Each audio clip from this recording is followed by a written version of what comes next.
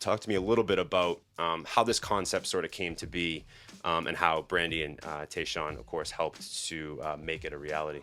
Yeah, yeah. It's kind of a long story, but I'll try to speed it up as much as possible.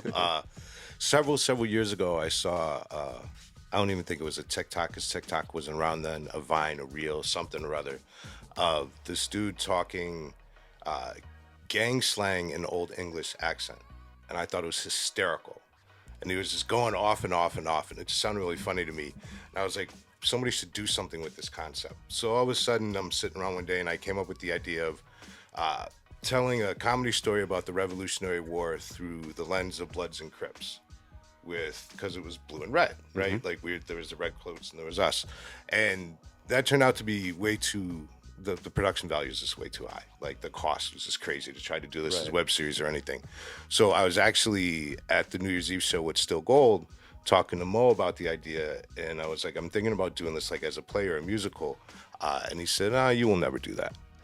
And I was like, all right, well, now I have to, right? So That's a challenge, Right, Mo. like, That's a well, challenge. now you told me no, like I kind of have to now, right? So Well, it's funny that he ended up being a part of it too. He said no to you initially, and then he. well, then yeah, ended and up he was being a like, part of it. if you do this, I'll be a part of it, right? And I was like, Fair. okay, I'm gonna remember this. So I spent about a year just kind of kicking the idea around, and I came up with the framework of kind of how I thought it would be interesting to talk about these issues.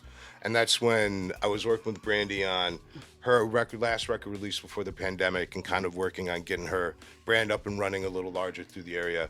And it immediately was like, yo, this is perfect. Like, she's the perfect person to play this lead role. Like, she embodies all the things that we're going to talk about through the play, and she has experience in like talking to these things and other people. And I found Tashawn through a random Facebook video, actually, of this freestyle that he did. And I was like, holy shit, like, who is this, right? Just charismatic immediately. And Brandy happened to know him. So I was like, all right, this is just, you know what I mean? Like, this kind of really, really works. And we all met, and it just kind of clicked right away.